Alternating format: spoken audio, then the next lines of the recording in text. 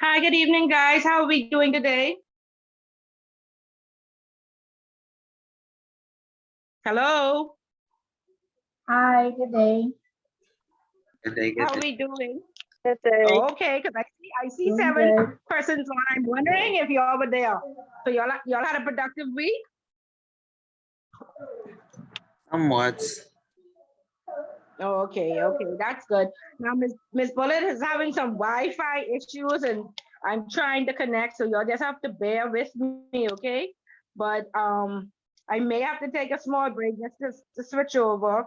But I have my tech department working in the background trying to get me connected. So just bear with me. Can you hear me clearly now? Yes, ma'am. Yes. Yes. Okay. Okay, that's good. I'm just gonna try and sign on. I'm just gonna try and sign on to another device just to make sure we don't get disconnected. Okay, so very good that we have all had a good day. Have any of us had the opportunity to read chapters 1 and 9? I'm still going to one. Okay, that's just one person. Come on. This is a discussion-based class. You have to talk back to me. I'm still going through the chapters as well. Okay, but we did have a chance to peruse it and look at some of what it says. Yes, ma'am. I sifted through chapter 1 as well. Okay, any takeaways? Anything that stuck with you after you looked at chapter 1?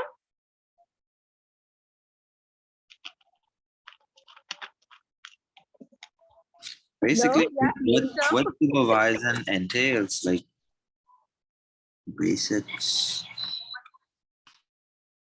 basically what supervisory skills entails. Did you see the definition? Because a lot of times we take classes like customer service and marketing, and we say these things all the time, but we don't even know what it means. So did you see a definition for supervisor? Did you see a definition for skills? Yes, ma'am. Yes, Okay. I understand the difference between upper management and middle management. And a lot of what I read was in correlation with testimonies from persons last week, how they stated that it's odd when you are a part of the peer group and then you elevate to being a supervisor, and how uncomfortable it is trying to find your position in your role and still being friends with the persons that you now have to supervise. Right. And it is tremendously difficult. And the lady who just transferred, she isn't here, but I'm hoping that she listens to this recording. And like I said, I had that very same experience where it was 10 of us. And, I think about 3 of us qualified to become the supervisor. Fortunately, I thought, I got it and I was cool with everybody. And like I said, we went out on the weekends. We were the godparents to each other's children. We went to church together. And then all of a sudden I became the supervisor and I didn't have friends. I mean, the person who didn't have a car, who caught a ride with me every day, started to catch the bus. Okay. And so that's how bad it was for me. What I would recommend that if you become the supervisor over your peers, that you ask for a transfer to another branch. So go through the training process at your branch. And then luckily, I think she's at Commonwealth Bank. There are 5 locations or 4 locations. For her to be successful up front, she would need to go to another branch where the staff is not as familiar with her. And so you're going to gain a little bit more respect, but it's very hard to get respect from your peers. Okay. And so that's my recommendation. Other than that, it's going to be a very, very difficult transition. Okay. So, and the banks here, they know all about, the passive aggression and the culture and the things that you go through when you transition. So they should be supportive of, perhaps doing a switch between the Mall branch and Mackey Street or Wolf Road, just any other branch, she would get more respect from. Okay, so that's my recommendation for that. Okay, so very good. One part of the chapter asks you, even if you want to be a supervisor, because like I said, when I became the supervisor, they gave me $25 more and a whole lot of headache. Okay, a whole lot of sleepless nights, and for a very long time, I questioned, do I even want to be a supervisor? And I felt kind of guilty. I was like, I should be happy for this opportunity. I said, Bullet, what's wrong with you? How could you even question whether or not you still want to be the supervisor? So I really, really felt something was wrong with me. And I wish I had somebody to talk to, but I didn't. So now that I have the experience, I can say that nothing is wrong with you.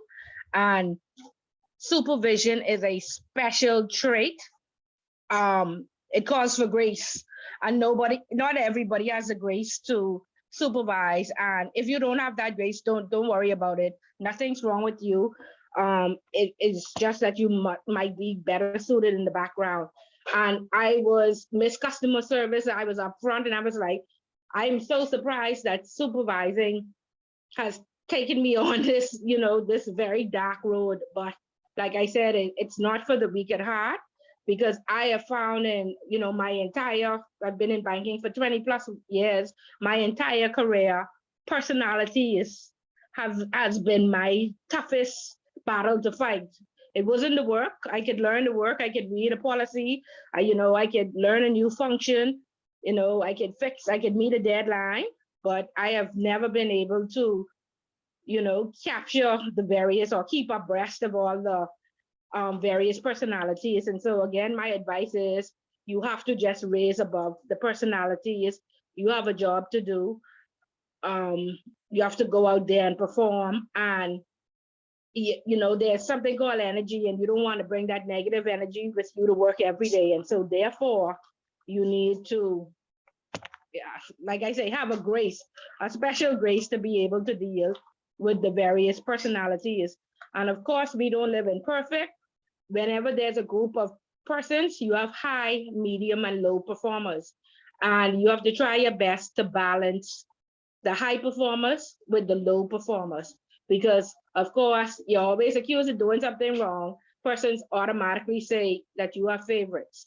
And you don't want that reputation to build up that I have a favorite, and so I treat you bad, or I don't like you. Okay, and it's once you develop that reputation, it's very, very hard to get rid of that. Okay, so that's just my advice. Give me some feedback, Linton. What do you think about what I said? You think that's good advice? What would be your comment to that? Yes, definitely. And I can appreciate the whole, I never thought about the whole transferring to an entirely different section. That It is seems very extreme, but that's how extreme it is. Yeah, that's yeah, what you have to do. Yeah. that's You have very to good advice. transferring is And that- yeah. Sorry, I didn't hear you. So I said that's Clinton? very excellent advice. I'm saying that that's a very excellent advice as far as transferring. I never even thought of it from that aspect, that maybe that is what some persons need at times, in order to ensure that they get the best cooperation from the Yeah. persons that are under them.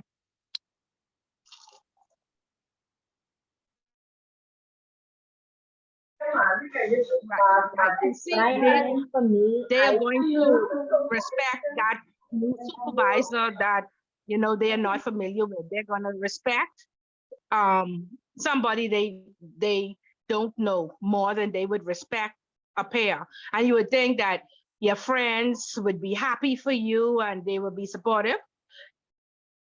Nothing worse than a friend when you were on the same level of as them, and now you're the supervisor. Okay, nothing worse. That's your worst friend in the world. So yeah. Okay, so that's just my advice. Okay, so very good. So we are all there. Let me see. Y'all very quiet now. Y'all gotta keep Miss Bullet awake. I don't want to fall asleep. I feeling some good breeze. I sitting by a window. Y'all gotta keep me awake. Y'all prepared for class today? How y'all feeling today? Talk back to me. Y'all there? Ms. Bull, I actually Hello? I actually might have to leave class a little early today, but you said the classes are recorded in case I do. Yes, What yes, time? and you can,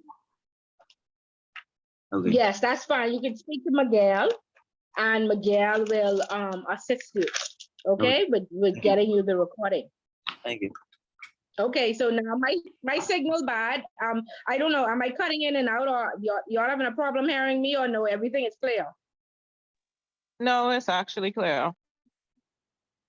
Okay, good. But so y'all please participate. Remember, this is a discussion-based class. We don't come here and read a book, you know. Everybody gets an opportunity to speak. So I need y'all to make sure that y'all participating and rereading the chapters before. I know a lot of you said, you know, this week was tough. We didn't have the opportunity to read, but last week I had asked for persons. I'm gonna assign a chapter to everybody, so to ensure that we get our participation points at the end. And so I think Krista and Vanique volunteered for this week. So what I'm going to do is I'm going to give an overview of Recording in progress. chapter 1, and where there's reading, which there is a lot of. Chapter 1, and where there's reading, which there is a lot of. Because we didn't read, we'll ask Krista and Vanique to assist us. So is Krista and Vanique here? I see we're trying to take the register, but I see a KK to go. Is that Krista? Could you put your full name, please, for the register? Yeah, that's Krista. Good afternoon, all. Okay, good. And I see Vanique here. Vanique, are you ready to assist us today? Yeah. Okay, excellent, excellent. Ms. Bullet, all excited. So everybody got their books? No, I don't have a book. Well, Krista, well, how you gonna read today? You said you're gonna let us stay back today, and then you're gonna tell us what to do for next class. Yeah, but you know, when I slept on it, and I, as I was reading over my notes, there's something in chapter 9 that talks about situational leadership, and it's to let the leader get a feel for where the persons are at. And so, because I don't want to teach too far above you or teach beneath you. And so if I get you to participate up front, I kind of get a feel for the class and know exactly, you know, if I'm saying too much or too little. You get me? So I'm trying to get a feel because I want to make sure that everybody's engaged and that everybody participates. Okay, so I may have to switch to someone, eh? Yeah, anybody volunteering to switch with Christopher this week? No? Nobody? Okay, then Miss Bullet gonna assign somebody if nobody volunteers. No? Okay, Clinton, you've been forthcoming. You used to Miss Bullet. I'm gonna recommend you. What say you, Clinton? This is to read now? Sorry? This is to read now? Yes, to read in this class, not right at this moment, but in this class, there are parts that we need to read in the book. Okay. All right. Okay. Just, don't be discouraged. Don't no fear. You all got to get used to Miss Bullet. We have 14 weeks. okay. We all have to. We have to build this network in 14 weeks. So no fear. Okay. So since Vanique was already knowing that Miss Bullet would call on her, we'll start with our chapter 1, and Clinton, we'll let you read in chapter 12. Okay? Is that fine? Chapter 12. Okay. Come on, speak back to me. Chapter 12. You're saying I'm reading chapter 12? Sorry? You said I'm reading chapter 12? Yeah, I'm going to tell you which part of chapter 12 to read. Okay. Yeah, I'm going to point it out, and because again, like I said, we want to develop the discussion. Okay. Okay, great, good.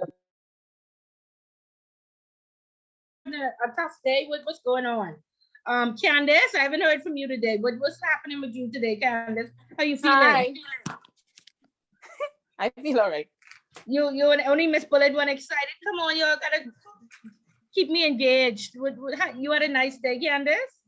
My day was long, extremely long. Yes, ma'am. Okay, you think you have enough strength to pay attention and take Yeah. some notes? Yes, ma'am. Okay, all right, good. I know in my next class, when next girl is saying, Miss Bullet, I hungry and I can't cook till after the class. And so I used to have the end class at 7:30 so she could go cook. You none of y'all hungry and need to go cooking. Y'all okay? Let me see, Robert. Robert, you eat already, Robert? I do, but I'll wait. You'll wait, okay? Because she used to shut right. She said, Miss Bullet, I ain't even hearing you no more because I hungry. Robert, you already eat? Robert, he ain't talking back to me today. Sydney, what with you? Sydney, you had dinner yet?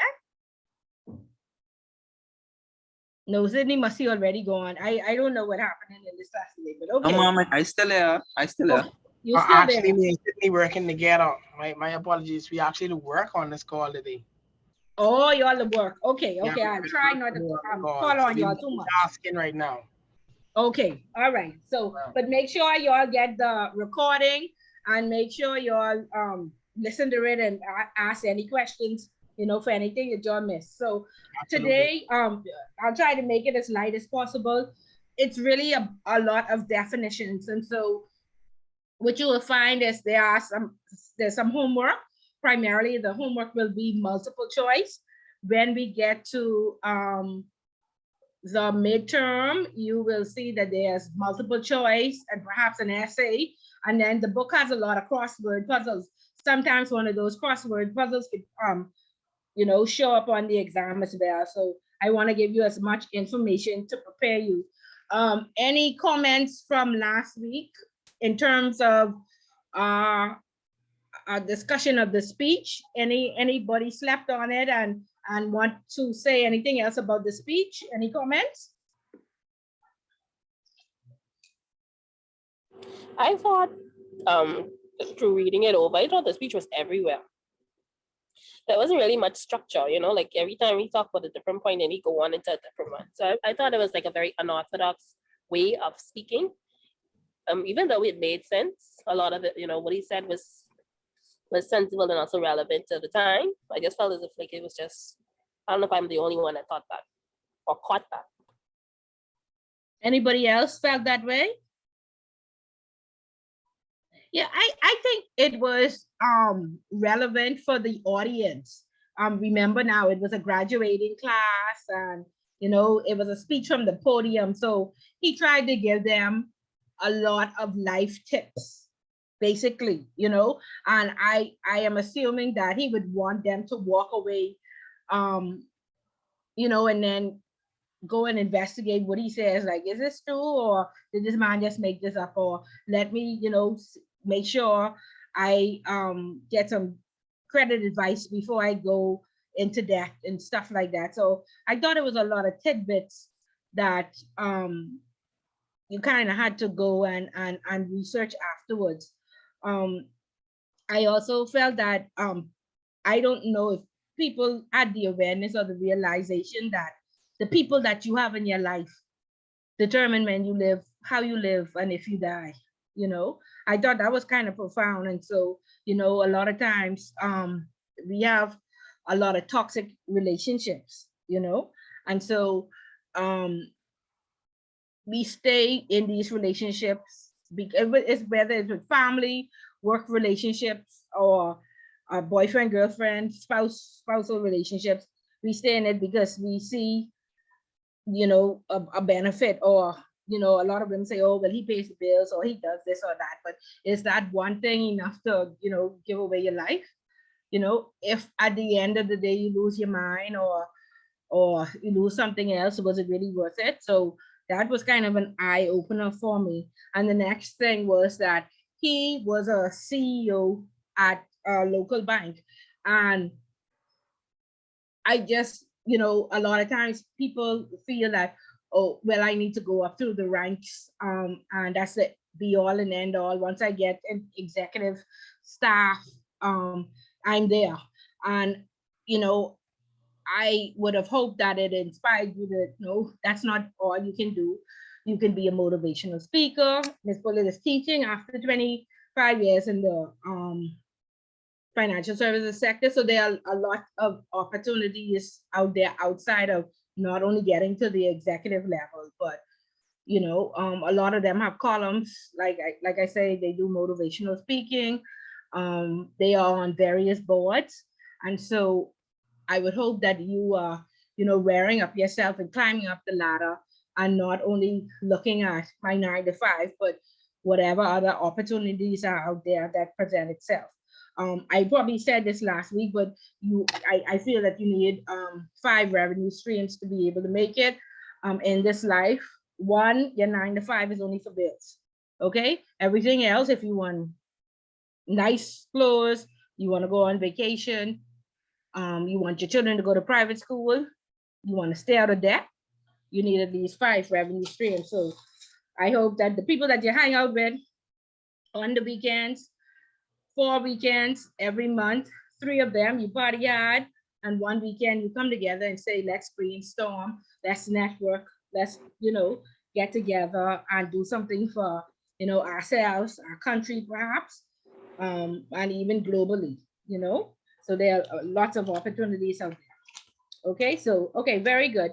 So we're going to start with chapter 1, and I'm glad that at least some of you could have opened the book and saw some of the definitions. Chapter 1 talks about the differences among supervisors, middle managers, and top management. It defines who the supervisor is.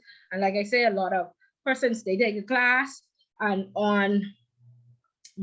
it used to be, when we were in person, it used to be a quiz that we gave instead of homework. And on the quiz, it was always the definition for supervisor and the definition for skill. And would you believe that was the most answered wrong question, because people thought it was so remedial that, oh, I don't need to study those definitions. And 90% of the class got it wrong. Okay, so I harp on those definitions. And then we're going to explain why the supervisor's role is considered ambiguous. We're going to discuss the 4 essentials of supervisory competencies, and then we're going to identify the elements that are necessary to be, hopefully, a successful supervisor.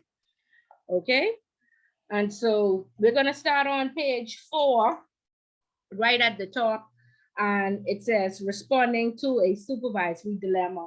And this gives a little bit of history on supervision. So this is where we're going to ask Vanique. Vanique, can you start to read this responding to a supervisory dilemma? And like I said, I worked across a lot of books, and this book is very good. It's interesting, and it's an easy read. So please, I encourage you to take at least 2 hours per week to read the chapters, and you'll find a lot of good information, because Ms. Bullitt just does not want to talk to you.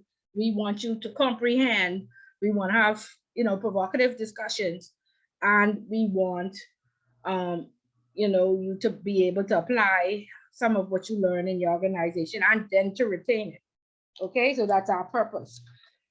So Vanique, are you there? Yes, ma'am. Okay, so can you turn your mic up for us a little, please? You can just leave it up. Can you hear me? Yeah, I can hear you. Can everybody else hear Vanique? Yes, ma'am.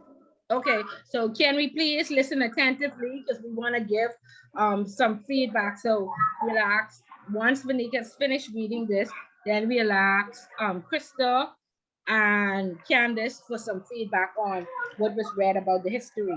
Okay, Vanique, go ahead. Okay. Responding to a supervisory dilemma. Organizations are changing, but are organizations changing their traditional structures? By and large, the answer is no. Traditional organizational structures are still evident today. However, some organizations are changing the traditional organizational structure to appeal to potential employees. One such company is Google. According to Fortune magazine, Google ranks in the top 5 best places to work and has ranked so for 5 consecutive years. What makes this organization so different from others? Why are employees flocking to organizations such as Google? The traditional organizational pyramid has operative employees at the bottom of the triangle, supervisors above them, middle managers above supervisors, and top management above all. This structure is a vertical approach to management in which the decision making is done at the top and orders are sent down to the operational employees at the bottom of the organizational hierarchy. Operative employees do not have much say in the organization's operations.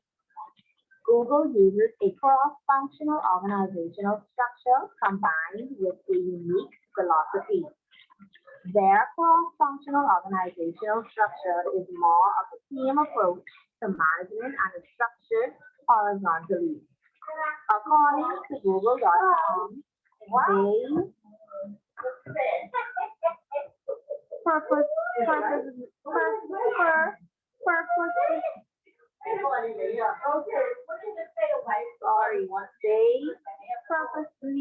maintain an open culture often associated with startups in which everyone is a hands-on contributor to and feel comfortable sharing ideas and opinions. Google's benefits package also plays a major part in attracting employees. Google states that from employee retirement funds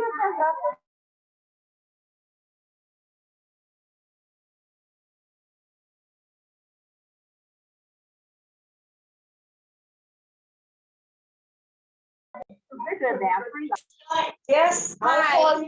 Can everyone still hear me? No, you went out for a little while and there's a lot of background noise. Hello, Yeah, Vanique, you went out for a little while and then there's a lot of background noise. Miss Willard. Hi, Vanique, can you hear me?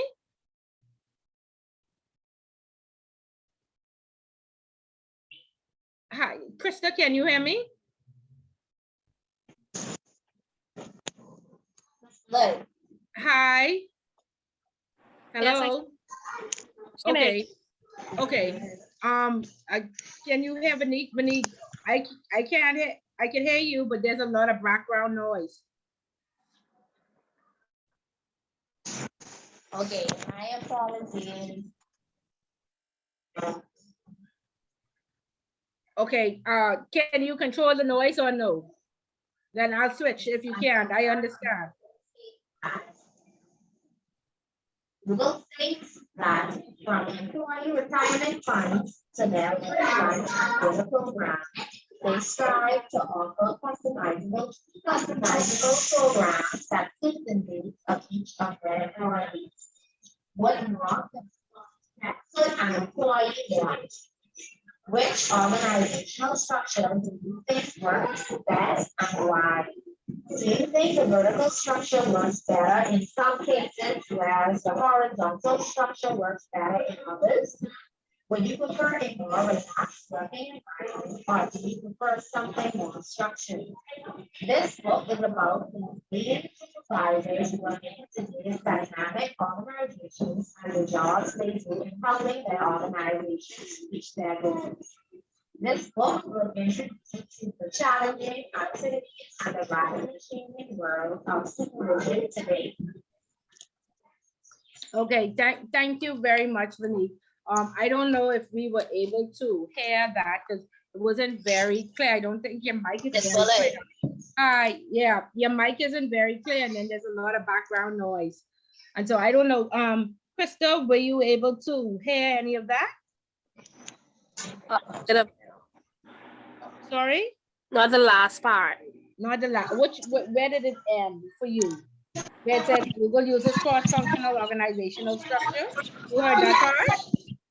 Right, the part where it was talking about the best vertical versus the horizontal. It was asking a lot of different questions at the end, just the very end. Okay. Okay. So Vanique, mute your mic for me, please. Let me just go over that just to make sure everybody got the last piece. Okay. It says Google uses a cross-functional organizational structure combined with a unique philosophy. Their cross-functional organizational structure is more of a team approach to management and is structured horizontally. According to Google.com, they purposely maintain an open culture, often associated with startups, in which everyone is a hands-on contributor and feels comfortable sharing ideas and opinions. Now that's different, right? Are we having similar experiences in our organizations where everybody, Yes. you are? Definitely not. Okay, because I know in my day, we had this suggestion box where nobody even went and got the suggestions out until we complain. And then we say, nobody's reading the suggestions. Because every meeting you all say nobody made suggestions, but nobody reading them. And so they started to take them out of the box and they still never discuss them to tell us if any of the suggestions made sense. But all of this is historical and we're supposed to be moving away from this, okay? So according to Google.com, they purposely maintain an open culture, often associated with startups, in which everyone is a hands-on contributor and feels comfortable sharing ideas and opinions. Google benefits package also plays a major part in attracting employees. Google states that from employees' retirement funds to their free lunch and dinner program, they strive to offer customizable programs that suit the needs of each of their employees. What more can an employee want? Which organizational structure do you think works best and why?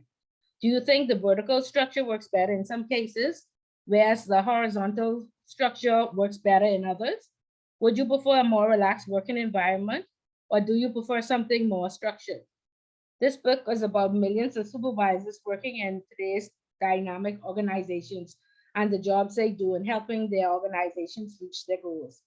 This book will introduce you to the challenging activities and the rapidly changing world of supervision today. Okay, and so, Trista, from that, what was your takeaway in terms of a little bit of history in terms of the traditional organizational structure versus what Google now has today? Well, that's my first time hearing it. I've never heard about a horizontal structure for Okay. organizational structure. So that was, quite different. I'm very curious to see how it would work. If it is that, like you say, everybody's just giving advices and stuff, and more or less hear more about how it functions. What are the pros and what are the cons? Right. Is that Okay. something I would like to know more about? Right, because of course, they look at Google and Twitter and most of the online businesses is forward-thinking structures and the way the world is moving. And so during the pandemic, Google had most of their staff already worked at home, but they also offered proper ergonomics, which works, offices are responsible for. And that just means that your desk that you sit to should be at a certain height. A lot of people get carpal tunnel syndrome from leaning over a counter. So they made sure that their staff houses were equipped with the proper equipment that they needed to carry out their functions while working from home. And of course, we know after the pandemic, most 90% of the persons that worked in the tech world decided not to go back into the office. Also, so would you consider that more like a people-focused organizational structure? Of course. Yeah, I guess, and at the end of the day, because of the needs of the persons, you would automatically reap the reward of everybody being happy and doing the work. And so now you would see it, in your results. Right, correct. Now, if we look like at the pandemic, and this is just my take, all the people had going to work as a part of their day. They, you know what I mean? That was a part of their day. And so they against this online 100%, even though they had to learn if they wanted to work from home, they had to learn how to use the computer. They had to learn how to function. It was a difficult transition, but you had to do it. Now that everybody is back to work, persons are supporting it. Now, I don't know if you all noticed the traffic, the gas it takes, the uniforms for the children to go back to school, the cost of uniforms, and people are still supporting. I thought they would have been happy, to get back to, stay at home and cut all that cost. But it seems like there's a cross section of the, very young people who have very young children. They can't take that noise. So yeah, I going back to work because I don't want to keep them noisy children all day. And then the older people, they won't go back to work because that was a part of their day. Other than that, they'll be in the house all day.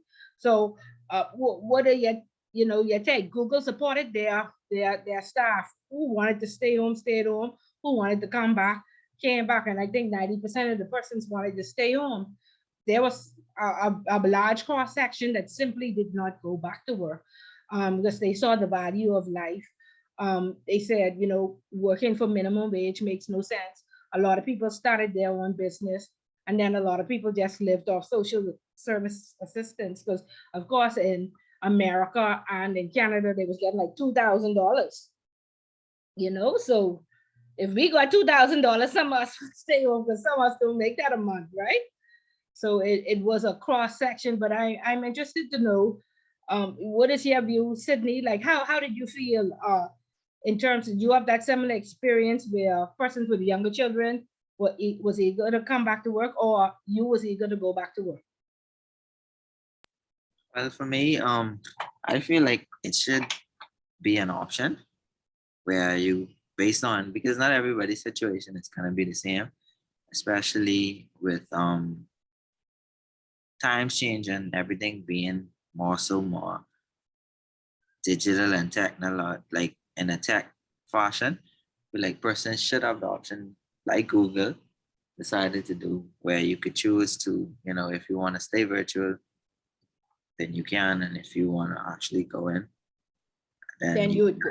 Right. Yeah. Would you be happy if your office, like Google, offered the proper ergonomics where they gave you the computer system, the internet, the table, the chair, the desk, the air conditioning? Would you be happy? I mean, I wouldn't mind, honestly, because depending on your role, obviously, certain things you can do from home.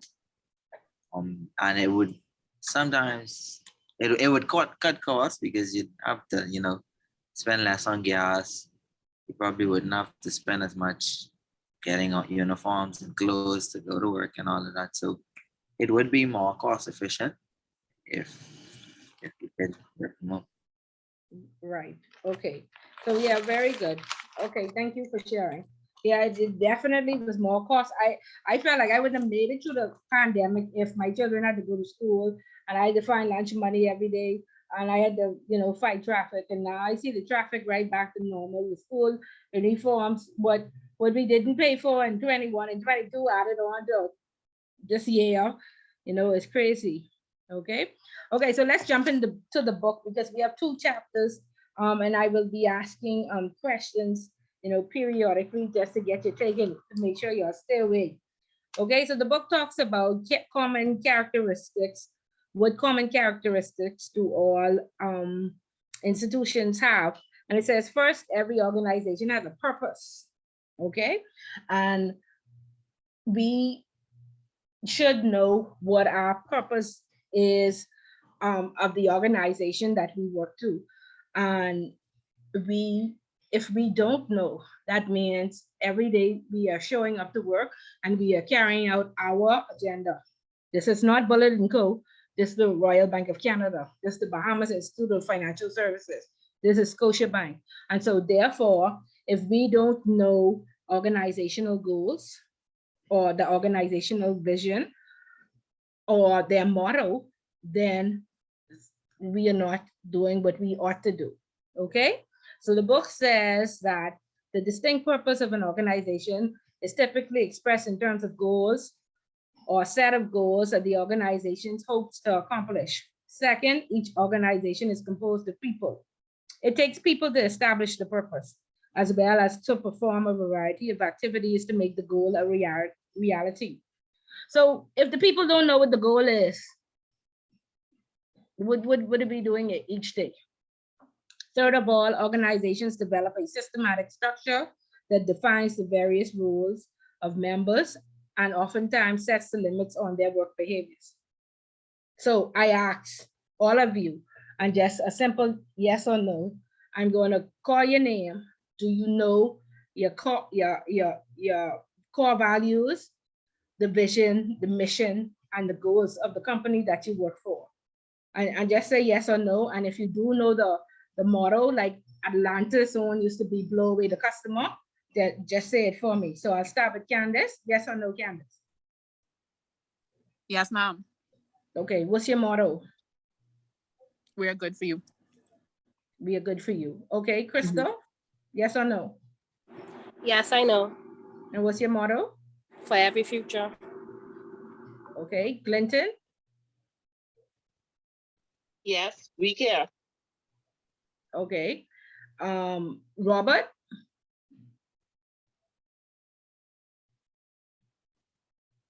Sydney? Yes, ma'am. For every future. For every future. Okay. Okay. Vanique?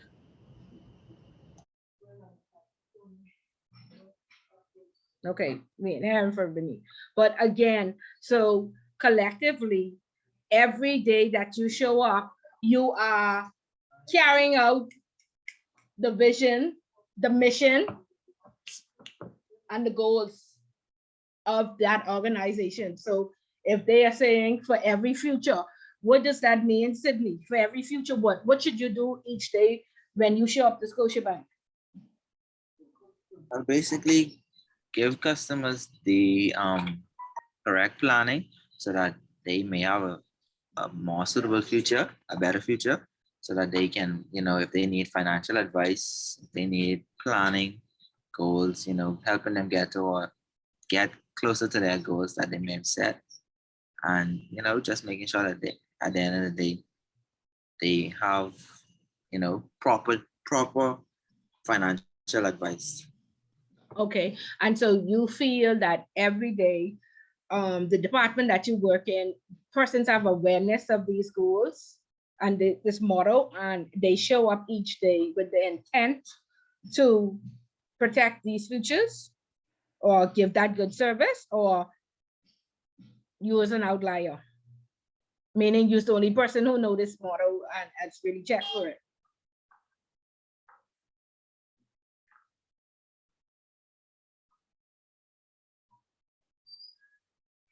Sydney? Pardon me? No, I was asking you, do you feel that your full department has that awareness, and each day your intent is to show up and carry out, the persons in your department? Or are you like, the only sunflower in a bunch of thorns? Or everybody has the awareness? I wouldn't say it's just me, but some of our employees are more so new. So Okay. What it may mean to me or to someone who's seasoned, like I can piggyback off Krista, someone who's seasoned in the bank, what we know banking to be, is that it may be different or may be interpreted different by someone who's newer to the bank. Okay. Is super easy. Okay, Yolanda Bain, can you mute your mic, please? Thank you. Okay, so Krista, then, since Sydney was saying perhaps it means something different to you, does it mean something different to you? Do you think staff has awareness? Is it 50-50 or? I believe in our department, especially with the bank itself, that's something that they drive home for new and old persons or more seasoned persons. I agree with Sydney too. Sometimes it could mean something different. But I believe that, the model to me personally, it just speaks to everybody. So basically Scotiabank has something for everybody, so just how he said, we're speaking about the future of everyone. They have something for everyone. So that's basically what it really means. Okay, very good. Okay, Yolanda, you're just joining us? Hi, good evening. Yes. Hi, good evening. Okay, good. So welcome. We are talking about vision, mission, and goals. And we went down the list and we asked everybody, are you aware of your company's vision, mission, and goals? And if you are, can you just let us know what the motto is? Yes, well, I work for Royal Bank. Our vision is like I would say all of the banks now in the Bahamas have the same goal. It's based on the community giving back regarding not just financing, social improvement. So we try to tie the two in together. Now the exact model, forgive me, I really can't tell you that offhand. Is it still earning the right to be the customer's first choice? No, it's amended. They amended it. Okay. Yeah, they amended it. It's something, it's around the same aspect. It's round service. But like I said, it's wider than that. It's beyond being the first choice. I'll have to pull it up on my laptop and I can give that to you probably by the end of the evening. If that's Okay, that's fine. You can need it throughout the course. So yeah, so when you get back to work, you look it up and then just make sure you know it. Because what we are trying to determine is, are we showing up to work and we're doing Yolanda Bain and Co. goals and mission, or are you going, carrying out, you have the intent to carry out the goals, the vision and mission of the Royal Bank of Canada? And we was asking everybody, is there a cross section? Do you feel like your department is aware? Are you an outlier? You are aware, or do you think it's 50-50? So Sydney told us persons are aware. Candace told us that, Krista, told us that persons are aware and they carry it out. Basically they show up trying to, I think their motto is the future, or preparing you for the future, and persons have that awareness and they talk about it often. Okay. For the most part, I could tell you, we are aware. That's something that's drilled in us on a daily basis. Forgive me, it's just that it isn't, I action it out in a different way. That's the best way to put it. But Okay. I have the concept of what the bank's vision is. It isn't so, it's always, like I said, it's around growth in its full entirety. It isn't just labeled just on its service and community service. It's service within the bank, service outside of the bank is a full scope. So in terms of me, I could tell you, and I'll be honest, I may not be showing up at this particular time at 50% of it. I would not tell you a dream. And I'm happy that you brought it up, and it literally just woke me up that I actually don't know our vision and our goals, the amended one. Okay, really and thank you, Yolanda. Thank you so much for being honest. And I am surprised that so many people in this class actually know it. I normally have a class of 25 and nobody is know it. So they good to be able to quote it. So don't feel left out. And that's why we're here. We're here to learn. And so I'm glad it woke you up. It should be posted throughout the common areas of the bank, in the staff rooms and through the staff areas, so you can familiarize yourself. A lot of people have it or a lot of organizations, I should say, have it pop up on your screensaver in the morning. So every time you lock your screen, you see it. And that's a good reminder, because one of the major problems that we have in organizations is that, of course, the book says without the people, you cannot establish a purpose. Okay. And so therefore, we have people showing up, millions different personalities and a million different agendas. Okay.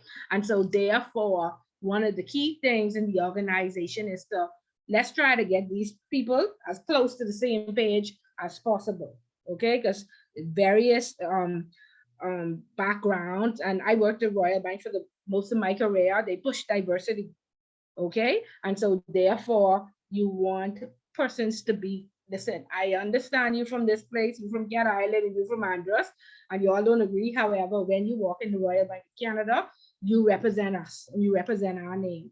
Okay. And so as supervisors, if we drill that into our staff's minds and heads, then hopefully that will get the department on the right track. Okay. So just a tip to make sure that everybody is on the same page. And a lot of times we don't even talk about vision and mission and goals. I don't know if y'all are familiar with Enron. It was a company where Master Stewart, went to jail for the insider trading. And as a part of the Enron investigation, it was found that one of the deficiencies in Enron, along with them stealing, was that, and doing the insider trading, was that they had a lot of documented policies and procedures. Nobody knew them. Nobody ever read them. They had a vision, mission, and goal, and all of it was considered a baseless statement because it wasn't even shared with the staff. Okay, and so they said that that was the root cause and root problem of the culture that developed within Enron and why the people were so comfortable with stealing. Okay, and so that this is the importance. We have to ensure that everybody is on the same track. We are one team and we are working towards one goal. Okay, so whatever discrepancy you have, if you're having a bad day, if you're feeling good, when you walk into the Royal Bank of Canada, you represent their goals, their strategy, what they are trying to achieve. That's what your intent is, to bring out the model what they provided. Other than that, you go work for yourself and you make up your own vision, model, and goals. Okay, and I even encourage persons to make up a vision, a model, and a goal for yourself to keep yourself on track, because procrastination is very real and it's very easy. And so the Bible, I hope most of you all are believers, and I'm not offended when I talk about the Bible, but the Bible says there's no vision, the people perish, right? And so a lot of us are perishing because we simply do not have a vision for ourselves. So I encourage persons to, at the beginning of every year, write a vision. You'll be very surprised. And, Ms. Bullitt is very delinquent. Not until the pandemic, I actually took it seriously. And everybody had free time. I wrote my vision, and everything that I wrote down, I put it in my cell phone, and it popped up once a week, and it reminded me of what I wanted to accomplish. And I think it was in November of 2020 when I said, I ain't gonna accomplish these goals. It's done November. And I say, you know what? I wrote them down. And again, back to the Bible saying, if you decree a thing, it shall be established. And write the vision, write it down, and it may tarry, but it will come to pass. Okay, and so that means it'll take long, but if you believe, it'll come to pass. And so every year since then, I was writing my vision, and even if I didn't succeed in all the goals I wrote down, I carried them over to the next year. And for the past 3-4 years, I've been on track. Everything that I wrote down, I've been able to accomplish. Okay, so same way with your business. You could do it for your life. Okay, just a little tip. Now, Ms. Bullock, yeah, back to the book. Back to the book. No more Bible. No more Bible talk. All of us are believers, right? We're not offended about talking about the Bible, right? You all there, or you're left when Ms. Bullock started talking about the Bible? Yolanda, you still there? No, Yes, Yolanda ma'am. left. No, I'm here. I'm here. Okay, but just to let y'all know some history and where it's come from. Okay, so let's go back to these definitions, what you would need to know for the exam purposes. Okay, so the book talks about what are the organizational levels. Okay. Miss Bullock, not to cut you off, but Mhm. I was just letting you know that I heading out now, so I'll catch the rest of the class on the Online. That's Oh, fine. okay, Sydney, be safe. We'll see you next week. Robert as well. Okay, Robert, we'll see you all next week. That's fine. Thank you. Okay, take care. Okay, so there are 4 distinct levels. There are operative employees, and you can just highlight these in the book. The book is very good. We're putting the definitions right to the side. And so in this, there's a pyramid, and at the bottom, you call it operative employees, which are just like entry-level employees. So employees who physically produce an organization's goods, and service by working on specific tasks. Okay, that's the definition that if it's in a multiple choice question, they will be looking for. It'll say entry-level employees or employees who physically produce an organization's goods and services working on specific tasks. And then there are supervisors, part of an organization's management team. Supervisors oversee the work of operative employees. So supervisors oversee the entry-level staff. And the only managers who do not manage other managers. Okay, so of course, some of the multiple choice questions will be plain and simple, and they'll try to trick you with one or two of them. So they will perhaps ask, what level of management does not manage other managers?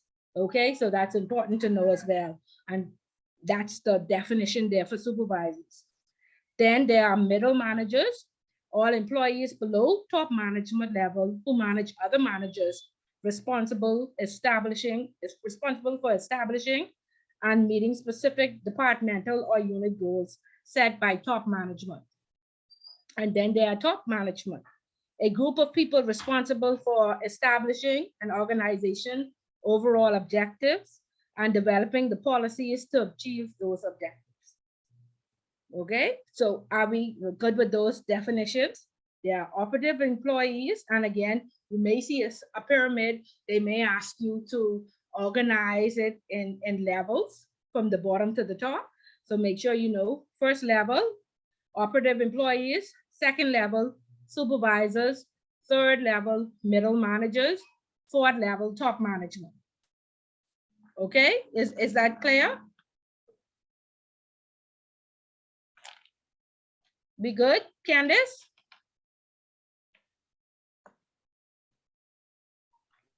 Yes, ma'am. Yeah, okay, good. Okay, so the book goes on to talk about what is management. The term management refers to the process of getting things done effectively and efficiently through and with other people. Several components of the definition warrant discussions. The term process, efficiently and effectively. And again, process is the primary activity supervisors perform. Efficiency is doing a task right, also refers to relationships, inputs and outputs. And effectiveness is doing the right task with a goal attainment.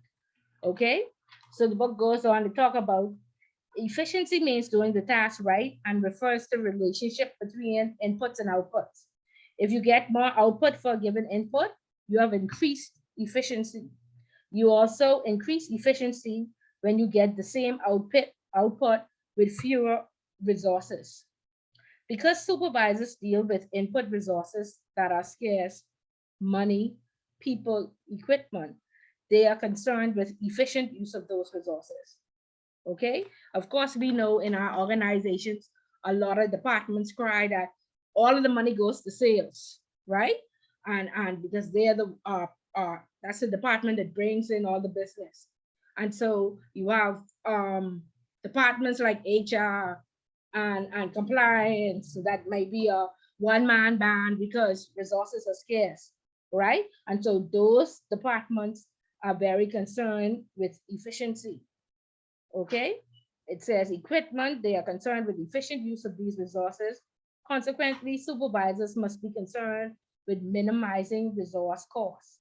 Okay, and so I'm just wondering, in your organizations, are there any initiatives on in terms of minimizing costs? Are we working to cut costs and keep it as low as possible so we can get better bonuses? In your meetings in the morning, are you being asked for suggestions on how you can cut costs, Clinton? Generally, yes, overall. Okay, and so what ideas have you come up with thus far? Well, the reduction of the way we prepared files, trying to find ways that we can minimize our paper usage and try to do everything electronically. Okay, very good, very good. And so they are very good initiatives because of course paper is very expensive, ink is very expensive, and when I was at Royal, I was the manager of business support and operations at the trust company, and so of course every month they said, what are you gonna do to cut costs, and there were simple things that helped me immediately. um, I looked at all of our contracts and I started to, call up like John Bull and Boss and where we got all our inventory from. And, I decided to, ask, can we negotiate these prices? We are the Royal Bank of Canada. We've been around for 108 years. That means we've been getting paper from you was open, give us a reduced rate or give us some type of discounts.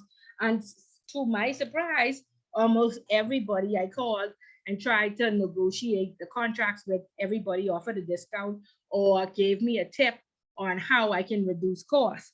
And one of the ways John both said I could reduce costs is that you buy 51 cases of paper.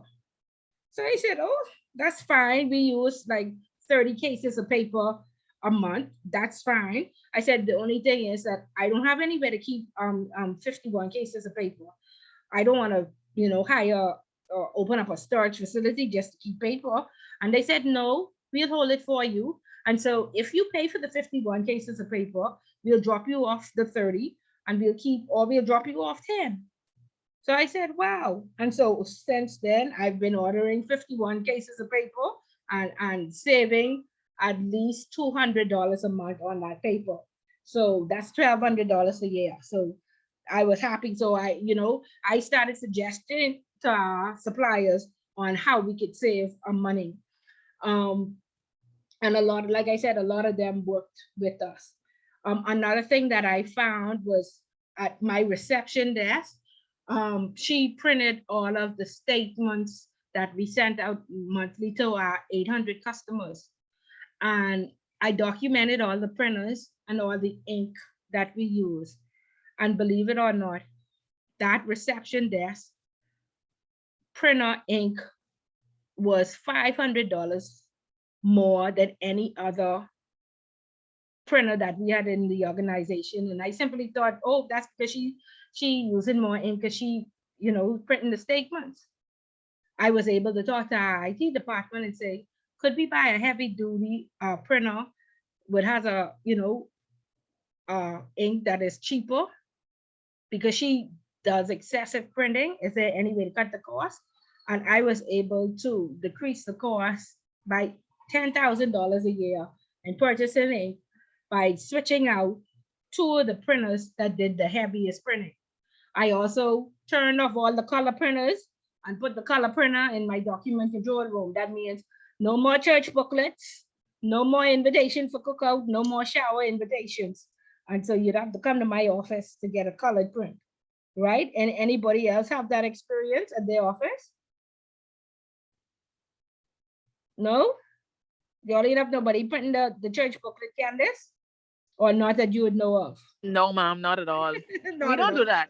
Okay, y'all don't do that. Y'all good. Okay, y'all are some good employees. Okay, very good. But again, they are just tips. Even with Palms Plant, we started a lot of groups, and one older lady, she recommended that we had a garden club, and so the garden club started to take care of all our plants. So then that was $250 a month that we were able to save.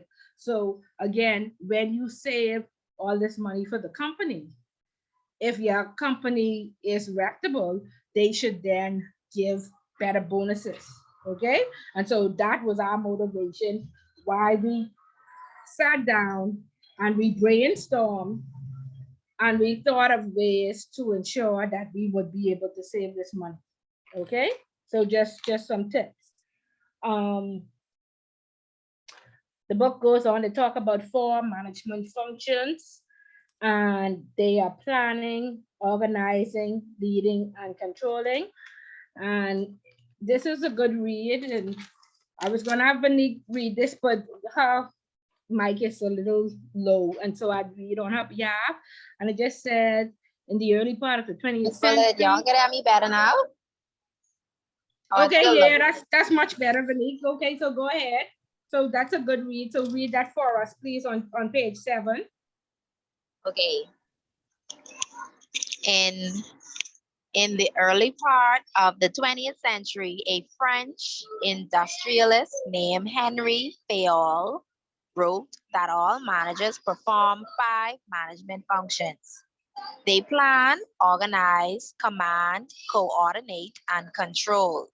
In the mid-1950s, 2 professors at UCLA used the functions of planning, organizing, staffing, directing, and controlling as the framework for their management textbook. Most management textbooks continue to be organized around management functions, though these have generally been condensed to the basic 4: planning, organizing, leading, and controlling.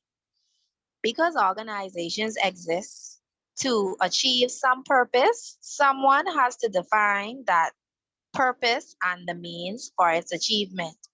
A manager is that someone. The planning function encompasses defining an organization's goals, establishing an overall strategy for achieving these goals, and developing a comprehensive hierarchy of plans to interrogate and coordinate. Sorry, yeah, that's right. To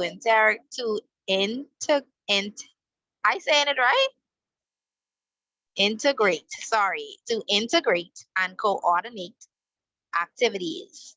Setting goals keeps the work to be done in its proper focus and helps organizational members keep their attention on what is most important. Managers also have to divide work into manageable components and coordinate results to achieve objectives. This is the organizing function. It includes determining which tasks will be done, who will do them, how the tasks will be grouped, and who will report to whom and when decisions will be made. We know that every organization contains people, and that part of a manager's job is to direct and coordinate the activities of these people.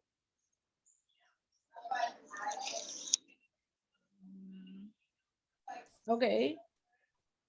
Sorry. Performing this activity is referred to as the leading function of management.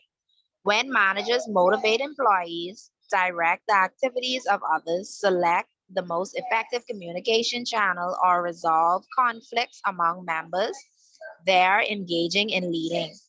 The final function managers perform is controlling. After the goals are set, the plans formulated, the structural arrangements determined, and the people hired, trained, and motivated, something may still go amiss. To ensure that things are going as they should, a manager must monitor the organization's performance. Actual performance must be compared with the previously set goals. If there are any significant deviations, it's the manager's responsibility to get the organization back on track. This process of monitoring, comparing, and correcting constitutes the controlling function.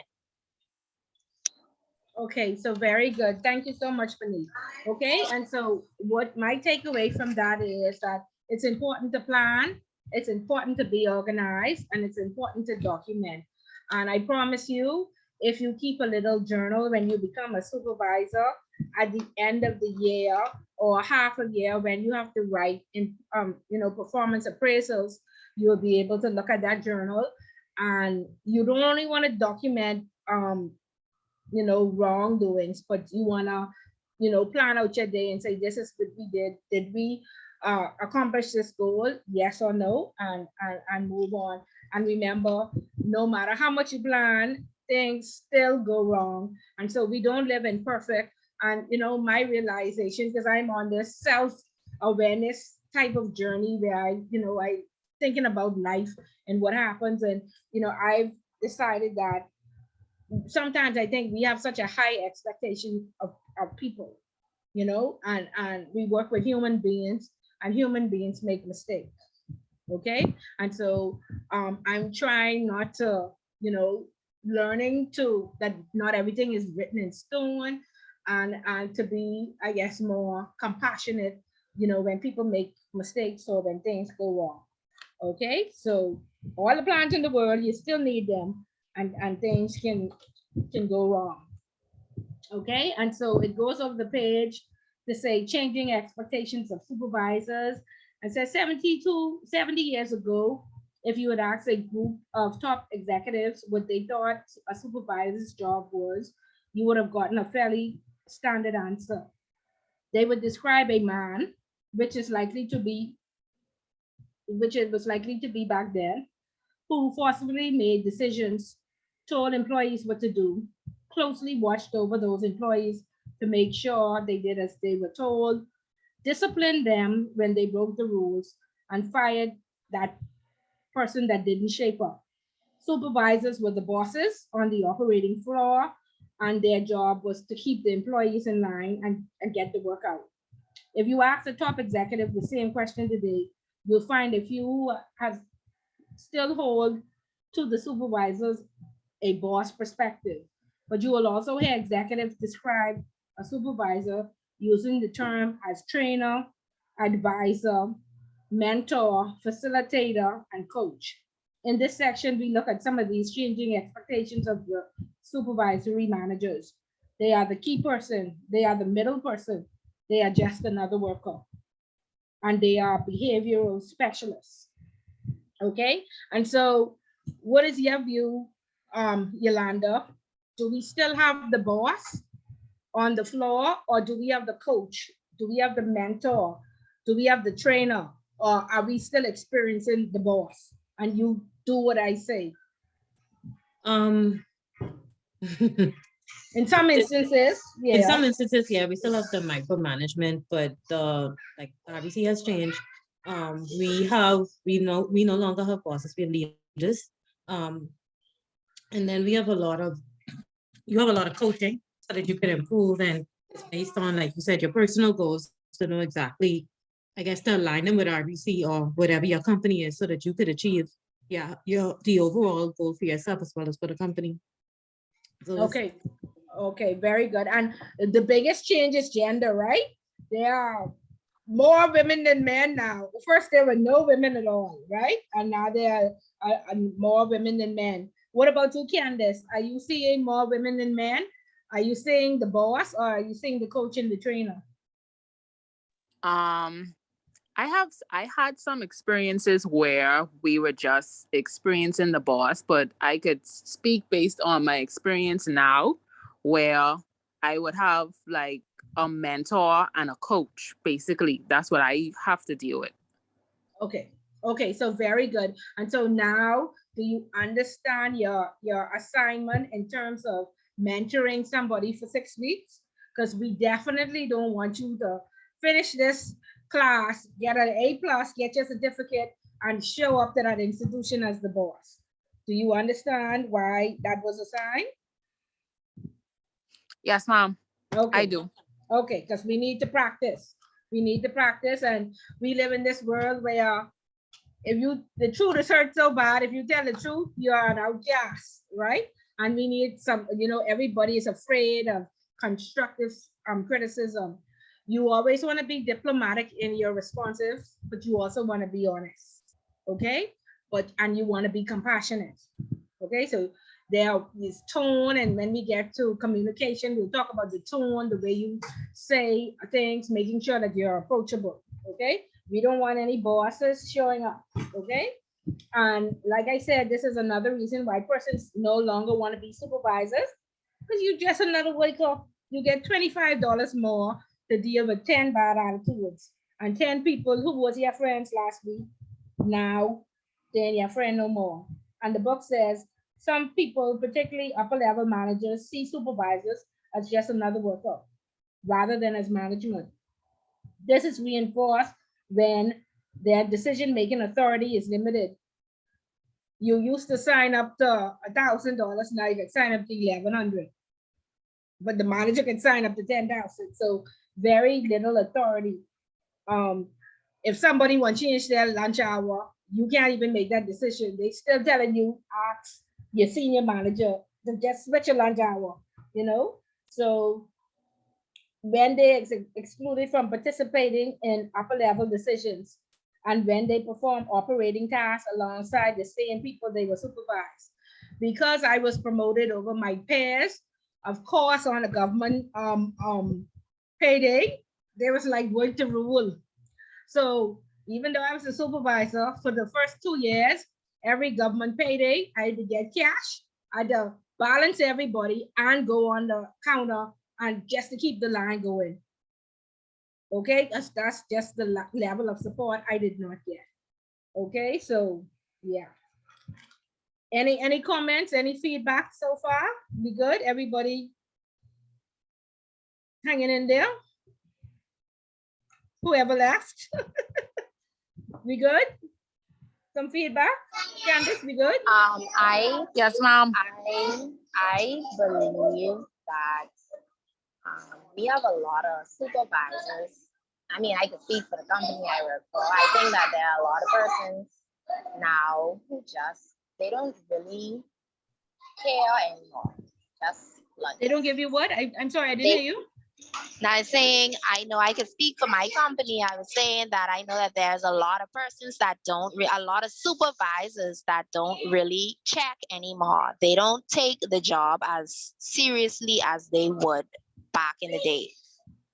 You have a lot of supervisors who just tired and frustrated, so they don't want to take on coaching or mentoring or training anyone. They just do what they are supposed to do and nothing more.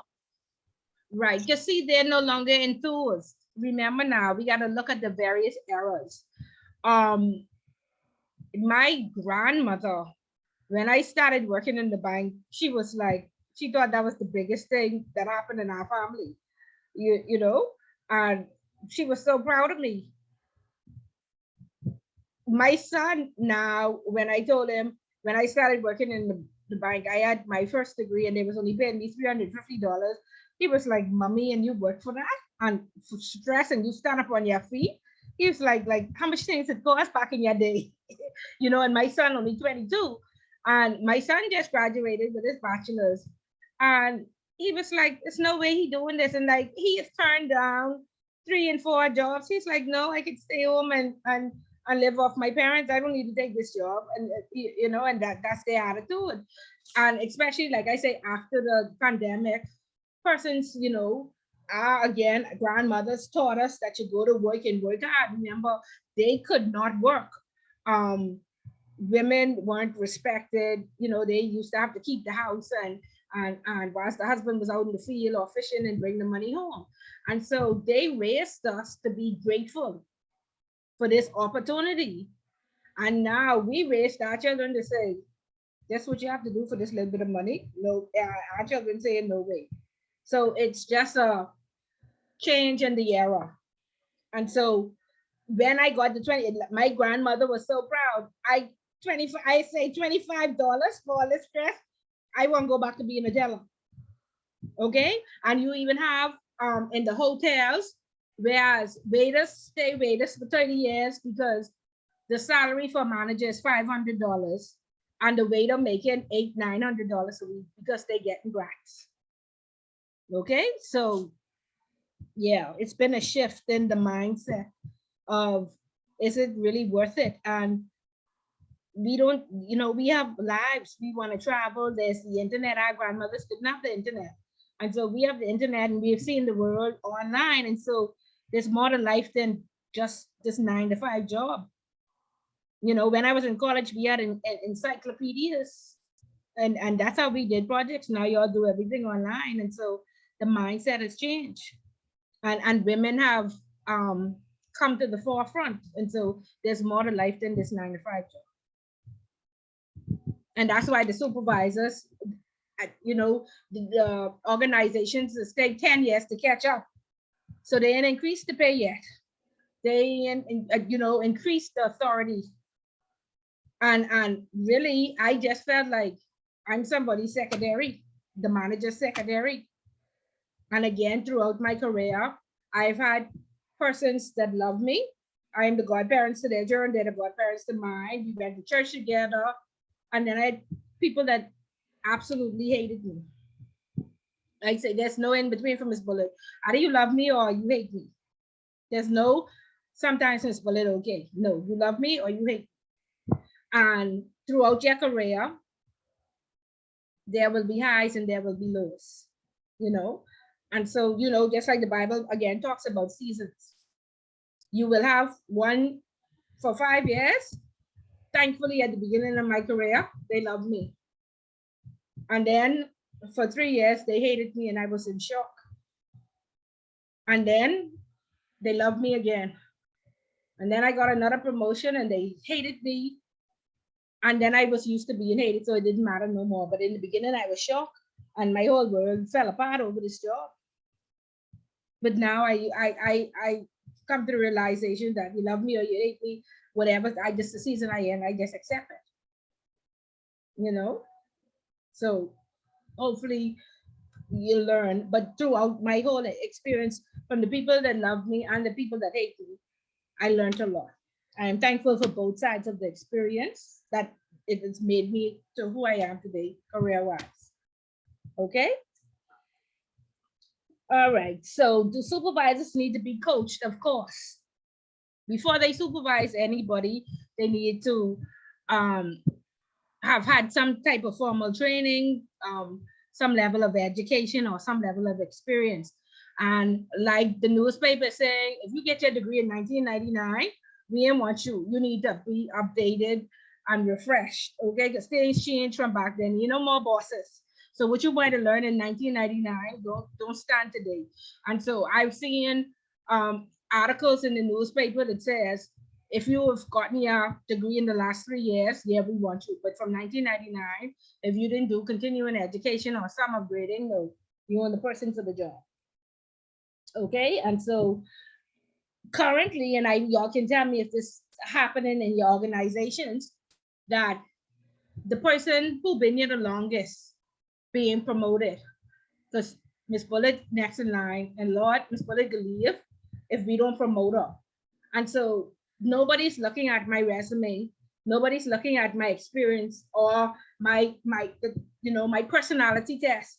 You know, this is beyond me. Why organizations like Atlantis, 45 pages a personality test to set up an HR, and you never ever share that with the manager, or the manager never reads it. No, you need to have that personality test so you will know it's, you know, a little bit about the person and who you're dealing with, why they might be unhappy, why there might be issues, or why there may not be issues, you know. I don't know why companies just make you do the personality test and don't share it. But we need to stop promoting the person who almost could have been here for 10 years, so it's her turn. No, if you are going to supervise persons, you need the right type of skills as well as some experience. And one of those skills is the human factor, that you need to know how to deal with people, because a lot of these people simply just don't know how to treat people. Simple as that. Okay, so is the transition difficult? It says moving from one middle management job to another, from a middle management position to one in top management, really creates the anxiety that comes with when one moves from being an employee to being the supervisor. So this is the worst change right now. It's a lot like being a parent. If you already have 3 kids, the addition of one more isn't a big deal. Why? It's because you already know quite a bit about parenting. And if you've been through it before, the challenge lies in the transition from being childless to being a parent for the first time. The same applies here. The challenge is unique when one moves into the first line of management. It's unlike anything managers will encounter later in their rise up the organizational ladder. And like I told you, this in my 25 years of experience, moving from teller to teller supervisor was the worst transition. Okay. And so the book goes on to ask you, do you really want to be a supervisor? So Vanique, read that first, please, on chapter 13, and then we'll ask you, do you really want to be a supervisor?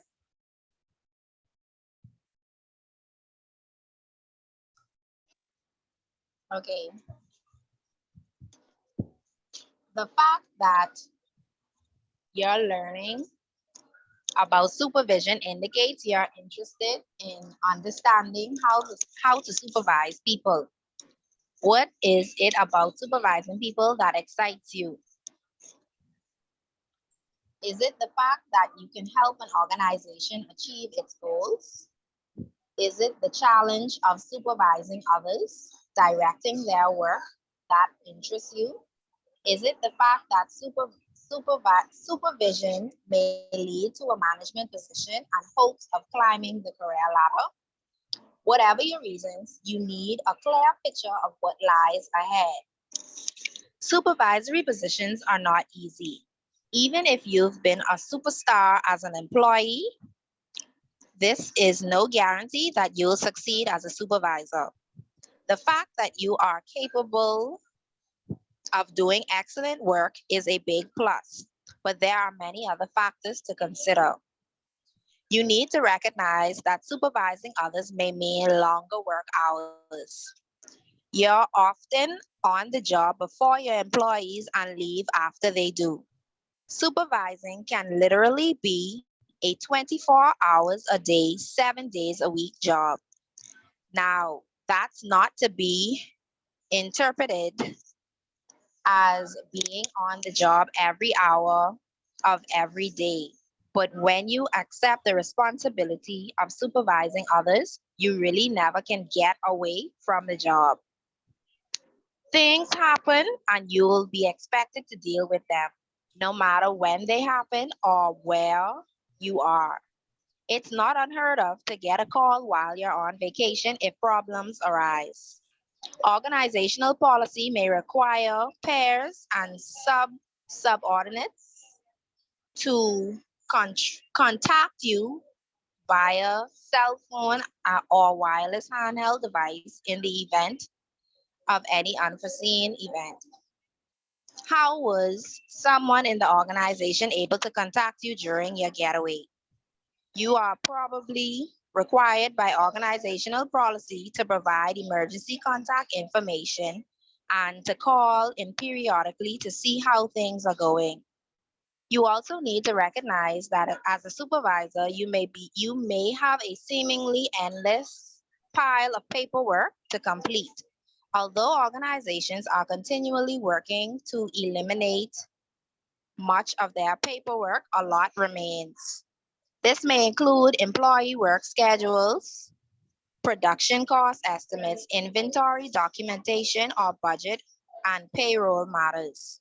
Another matter of importance that you should consider is the effect the supervisor's job may have on your pay. In some organizations, a raise in your base pay when you become a supervisor may not translate into higher annual earnings. How so?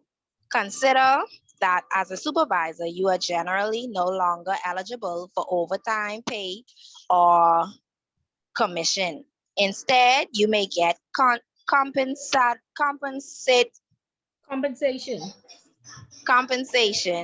time, in brackets, time off, when you are an operative employee. Your organization is legally required to pay you a premium rate, typically time and a half for overtime work. That may not be true when you become a supervisor. If you get a $6,000 raise when you become a supervisor, but earned $6,500 last year in overtime, you're actually earning less as a supervisor. This is something that you will need to discuss with your organization before making your decision to become a supervisor. What are the previous paragraphs really saying? They're telling you to think about why you want to supervise. Managing others can be rewarding. The excitement is real, and so are the headaches. You need to understand exactly what your motives are for becoming a supervisor and what trade-offs you're willing to make to become the best supervisor you can be. Okay, so Vanique, you answered the $1 million question first. Do you want to be a millionaire? No. Do you want to be a supervisor? I never considered being a supervisor. I would like to see what it's about. I would like to learn what it's about. Okay. In taking this course, I said that I'll probably do some cross training just to see how it is. But no, I've never considered being a supervisor. Okay. Yeah. Some of us, and the training is still relevant. Again, it's the part of the certificate in banking program. So it's good to have the training because you may move up the level, but you may not be a people manager, or you may have to relieve sometime as a people manager. But if you know up front it's not for you, please don't do it. Make your life hell and make those people life hell. Okay? Clinton, what about you? Do you want to be a supervisor? I don't think so. We just only the first week, Clinton. What happened? Yeah, no. No. No, I don't think being a people's manager would work for me personally. Okay. Okay, but at least I want you all to walk away being Yeah, empathetic. getting the knowledge is good. Standing in is even good, but to say full time, No, but no. be empathetic. Be empathetic to those supervisors. Yes, Okay. Good. definitely. Good. Okay. So again, like I say, no more hiring your church member and your friends, lovers, and family. Okay. You must have certain competencies. Okay. No long, we still been here for 58 years. If we promote somebody over, she could be mad. She could make our life hell. So we have to make her the supervisor. Stop it. Okay. There are competencies supervisors should have. Conceptual competency, interpersonal competency, technical, and political. Okay. And it says, what is a technical competency? The ability to apply specialized knowledge or expertise. And in Miss Bullet Day, we had these little passport printers. And my God, if you were serving the old folks line, you couldn't get them out the bike. You thief their money if their passport couldn't update. Any of y'all worked in the bank back in Miss Bullet days with the passport printers? Yeah, I remember that. Right. That never used to leave until that book was up. There you go. You spending the day with that elderly person if you can't update their book, right? And so therefore you want to get them out the bank. They don't drink all the tea. They don't suck up the air condition, and they looking in your face. You know, they telling you how rude and disrespectful you is. So Miss Bullet had to learn how to fix temperance myself because you know, you had to send a ticket to IT coming from head office, and they come in like 4 days later. So technical, I was like, IT, when you come back down here, I had to learn how to fix these printers because these old people ain't sending me the hell for their book, right? And so little small stuff like that. Or when the system goes down, or if you have to move somebody's PC, or create a tele-unit so they can open up the line like customer service so you can get the customers out the door. Okay, so a little bit of technical help with, you know, or how to Google things online or how to do some research. A little bit of technical competency will help you. Interpersonal competence, the ability to work with, understand, communicate with, and motivate other people, both individually and in groups. Okay. And so motivation comes from within. And another way that I was able to save money, of course, you know, there's always a shortage on money. And my department was very young. And this was when I was at Royal Bank Trust. And they were big on partying. And so I had a cross section of persons. And I think it was 1 year. I had about 10 staff, and they gave me like $700 because they said each department should have a party. And they gave me about $700 to have a Christmas party. And I was like, I have a Christmas party. How I can say this the employee of the department with $700, you know? So Ms. Bullet was very stressed out. I was like, but I guess I have to put my own personal money with, you know, this to make it, you know, exciting and keep them encouraged. But I was like, you know, I was having a conversation with somebody, and this is why it's good to have a network. I said, what do you do? And so my friend recommended that I create a sheet and I asked each person what motivates them. So Ms. Bullitt was thinking money is motivate me, so money must motivate everybody. So I filled out this sheet. I handed it out. I say, oh, we can make this exciting. I jarring them up, knowing I only have $700 and it's 12 hours, right?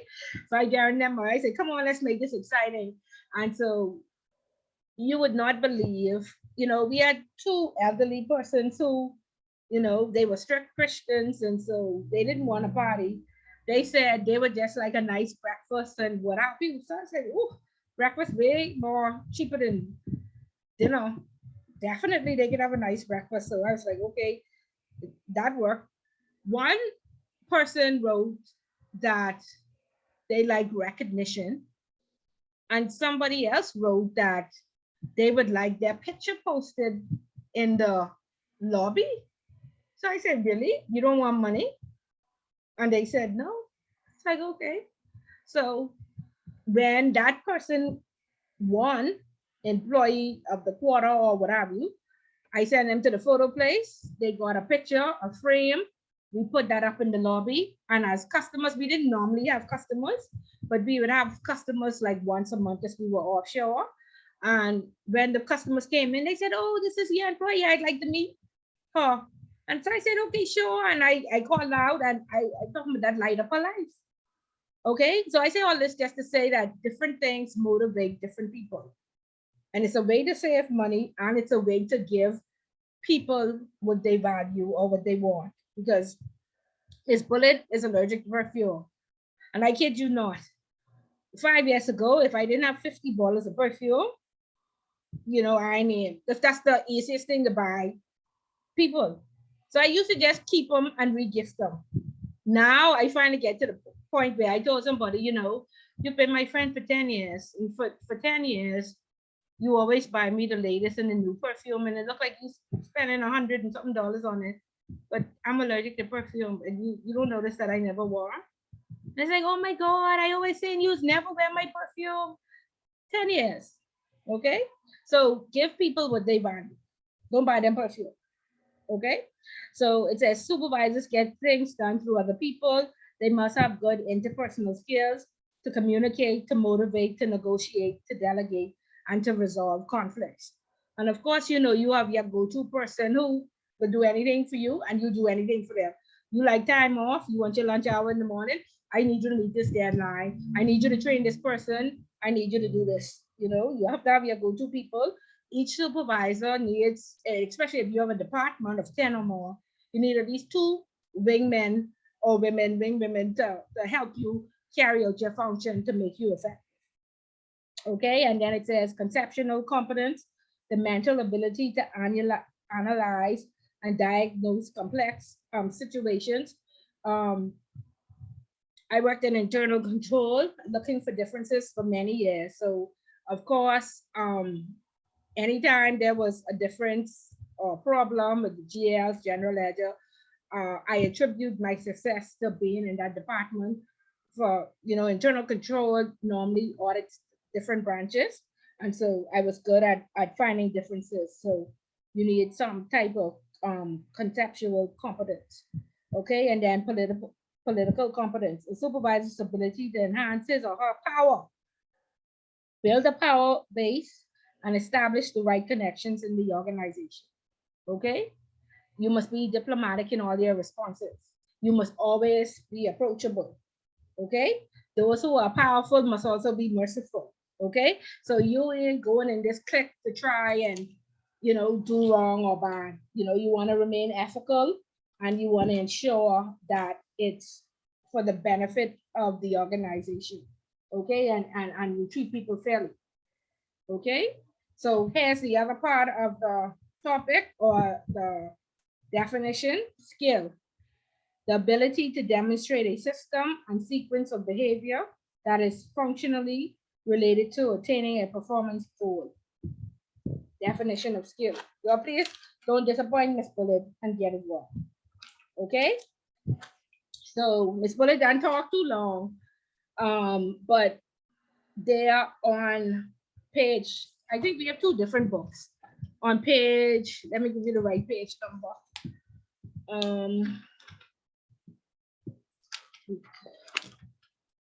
On your page in the book 23 at the top, it says getting to know yourself. And this, you know, a lot of times, even in prayer, we pray for other people. No, pray for yourself. Train yourself.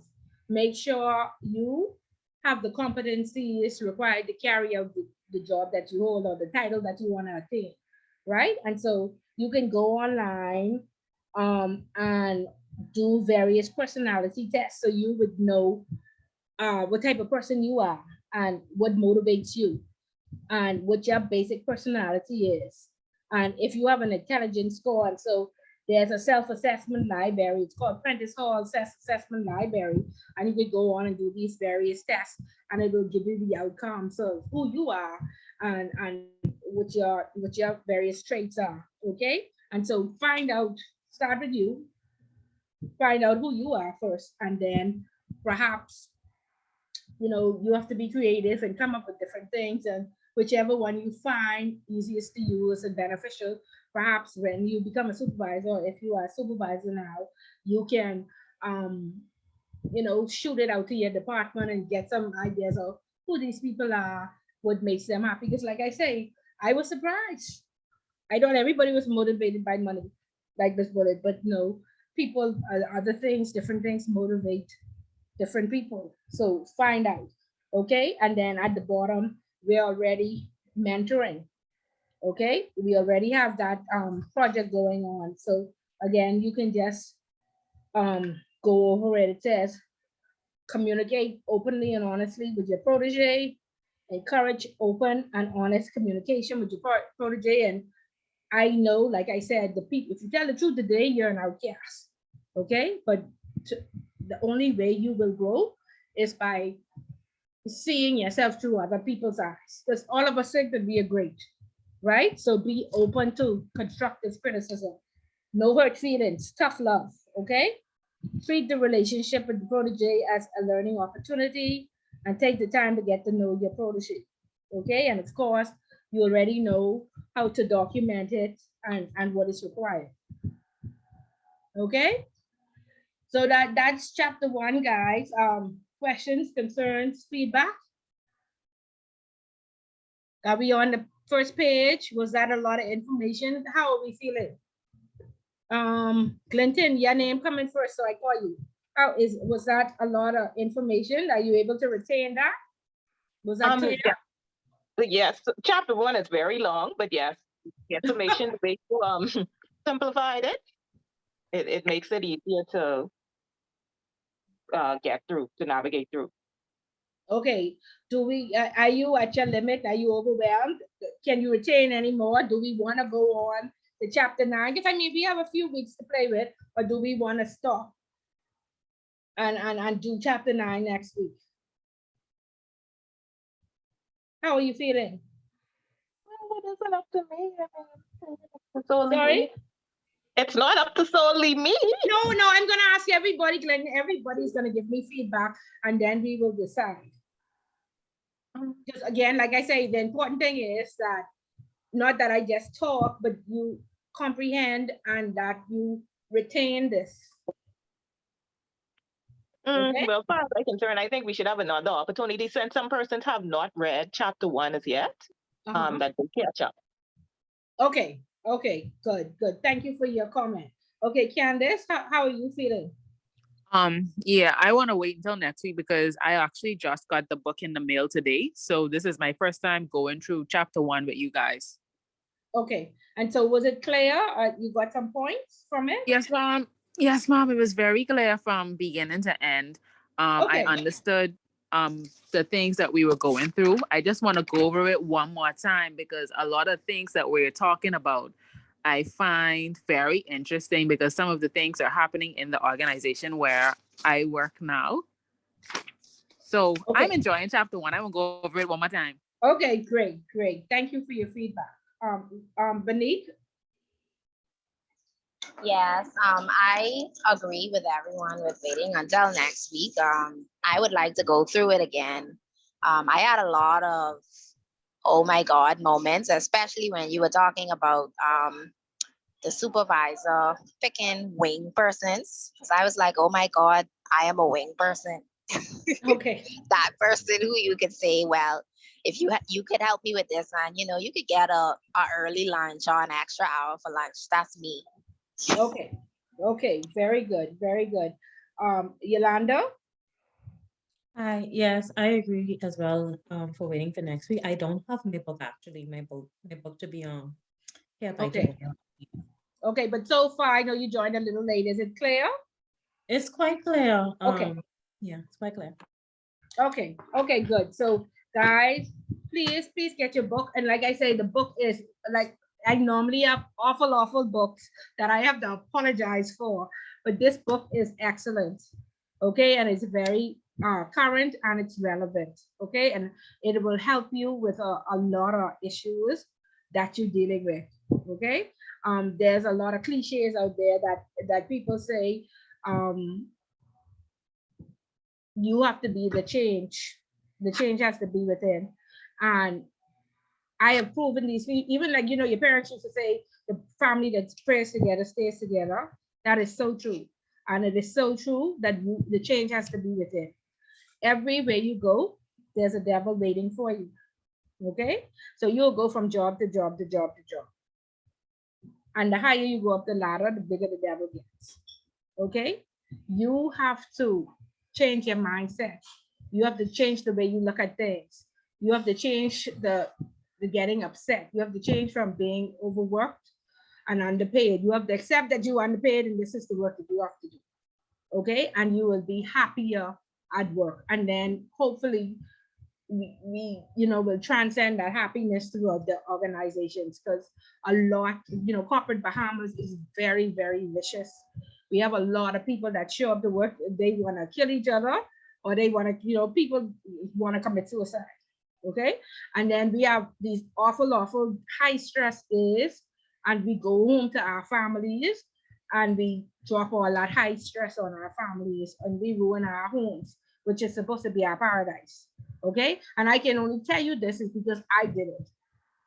My children, when they became teenagers, they were afraid to work. My son said, Mommy, I would never ever work in the financial services sector because I saw what it did to you. And then I realized I have to be careful about venting and what I say when I get home. And your spouses don't want to hear about it either. Okay. And so I know women, we need to talk, we need to get things off our chest. On the way home, call somebody on the phone while she's stuck in traffic, get it off your chest. And when you get home, please go home to paradise. Okay, stop talking about how bad your day was and what went wrong, and how the people waiting to kill you tomorrow. Put on your whole armor of God when you go into these institutions and be at peace and do your work. Okay, and what you have control of is your home. You are the CEO of your home. You write the vision, the mission, the goals. You write the model for your home. That's where you control it. So make sure it's always a place of peace. Make sure it's a place of rejuvenation. Make sure that you can unwind and feel good and relax. And then prepare yourself for war the next day. But you cannot, what a lot of us are doing is they're going from war to war to war. And so we're uneasy, we have anxiety, we're agitated, so it's a lot of, self-reflection. And that's why I said, take the personality test and you could show up to work happy every day. Okay, just by reconditioning your mind. Okay, so that's my advice for the night. I sorry for being all spiritual with y'all, and I hope all of us are believers and nobody offended by me keep referring to the Bible. But if you all are, just let me know. I have no problem. I can switch it up and stick with the book. Okay? So guys, thank you so much for participating. I'm very pleased. Beneath, you were excellent. Clinton, because Krista won't be, she probably will be here next week, but I will give her the opportunity, I guess, to catch herself. So we'll essentially do the same thing with chapter 9 next week. I hope you're okay with that. That's no Until- problem. Okay, great, great. So we come prepared to go, and perhaps you'll do whatever other chapter we are supposed to cover. But thank you so much for your participation, and I'm excited that you were engaged, and good feedback. And I also need constructive criticism. So if you feel a type of way, Miss Bullet isn't always right, and I do talk a lot, so y'all can reel me back in. The boys normally used to reel me back in. The ladies like to talk, but the men is be like, Miss Bullet, please cut it. So don't be afraid to say cut it respectfully. I have no issue with that. Okay, guys. So have a great evening. Take some time and feel better first, relax, and then pick the book up and go over it. And any questions that you have next week, I'll be happy to answer for you. Okay? Okay, no problem. Okay, so have a fabulous week, and I'll see you next week. Yes, ma'am, you too. Okay, I guys. do have a question. Last week, with the essay that you assigned to me, because you didn't really assign, you said China, but you didn't go in, sorry, India, but you didn't go into depth as to what on India am I writing about? Okay, so let me look at that, Clinton, for you. Clinton, India, they said that China and India learn about what they're doing because they're going to rule the world. So yes, they should typically be on whether they are going to rule the world or not, and why. Okay. And then you also said debt. So tell us how to stay out of debt. Give us some financial advice. Give us some opinions. Tell us who have the best interest rates. Where we should be banking, how we could make money. Stuff like that. Okay. Right. Okay, great. Great. Any other questions or concerns? No? Okay, guys. Okay, so like I say, have no fear. We have good weeks, and I scheduled the agenda so that we'll have time in there if we need to come back to another chapter. So we have loads of time. So don't pressure yourself. We'll get through it, and we will all be successful in the end. So like I said, have a fabulous week, and I'll see you again next week. Okay? Okay, good night. All right, have a good evening.